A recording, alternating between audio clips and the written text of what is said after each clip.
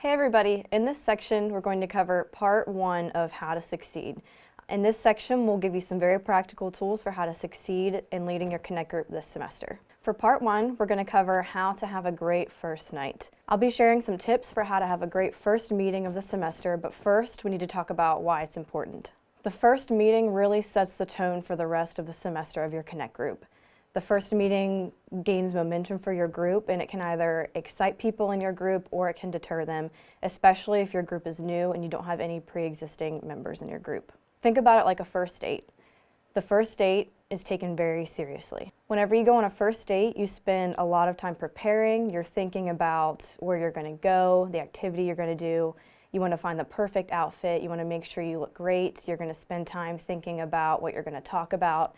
There's a lot of weight when it comes to the first date because if you don't have that great of a first date, you won't have the opportunity to prove yourself even more so in the next dates to come. Think about your first meeting with your Connect group like a first date. Now, I don't want this to scare you. I want it to encourage you and excite you, because if all of what I said is true, then this first meeting can really help you gain momentum with your group. It's also really important for every Connect group to start on the same week of the beginning of the semester. This way it really helps us to push Connect groups as a church, and even if you've been meeting on and off in between semesters with your Connect group, it helps to refocus and re-energize your group. So since we know there's some extra weight on this first night of group, we want to make sure that we're prepared for it. You obviously want to incorporate everything that we talked about in how to lead part 2. So you're going to invite people into your home, you're going to be a good host, make sure you're connecting with people, having great Connect group discussion, doing icebreakers, all those things, and of course you're going to have great food. Something else that I haven't mentioned is to make sure, especially in that first night, that you're introducing everybody to the group. Don't assume that everybody in your group already knows each other. Share your intentions as a leader and make sure you're clear about them. And you can also set expectations for the people in your group. You can share with people that you're expecting them to give input, that you're expecting them to be there as much as possible, that you're expecting them to be honest with their responses, and that your Connect group is a safe place. And with that being said, make sure that people know that even though it's a safe place, we're not going to share personal information outside of the group without permission. Also, be clear with them when, where, and how often your group is meeting, and let them know of the start and end dates of your group. It's also important to let your group know that you care about them finding the perfect group for them. So if they try your group for a few weeks and it doesn't work out, maybe they don't mesh well, let them know that it's okay, there's no judgment, and we're here to help them find the group that they'll love. Other than that, just be yourself, let people get to know you, and be assured that you're going to have a great first meeting. For part 2 of How to Succeed, we'll be sharing some tips with you on how to do things like download discussion questions, take attendance, and fill out childcare compensation forms. So the first thing we're going to talk about is taking attendance for your group. Now, this might not seem like that big of a deal, especially because of all the other things you have to think about as a leader, but it really is a big deal. Without attendance, it's hard for you or the hub leader or the staff member to know what's going on in your group. So it really helps us put a finger to the pulse of what's happening in our Connect group ministry. So without attendance reports, it's really hard for us to know not only who's in your group, how often your group is meeting, if you have any open spots, but it also makes it hard for us to know who's consistently attending your small group. So let's say, for example, that Cindy joins your group.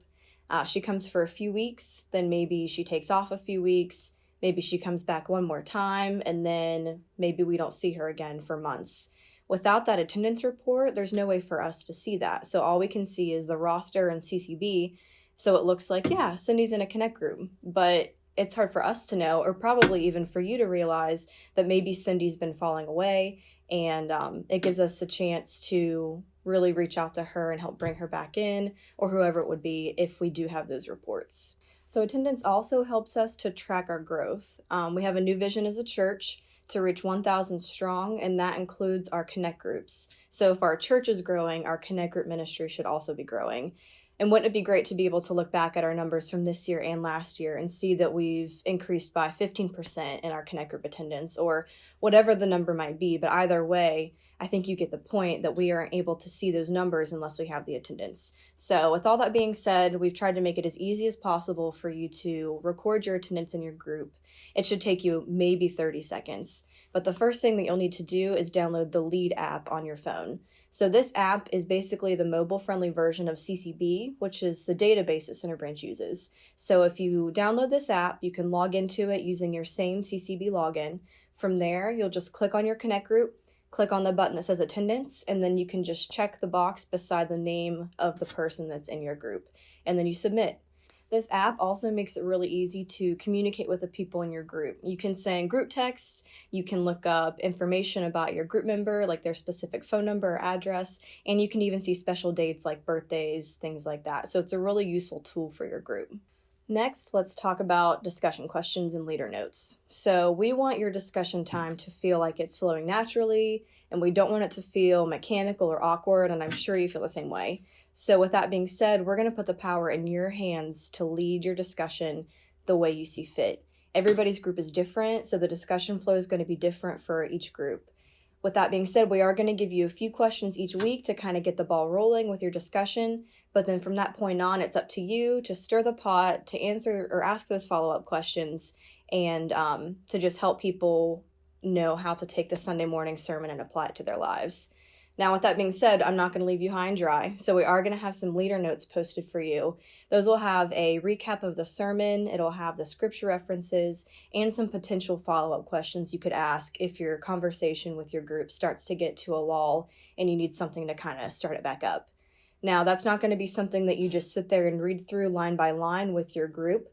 It's going to be more of a tool. So I want you to think of those leader notes as a tool set. So you're not going to have to use every single part of those notes. You're going to use whatever tools you need and only when they make sense or when they're helpful.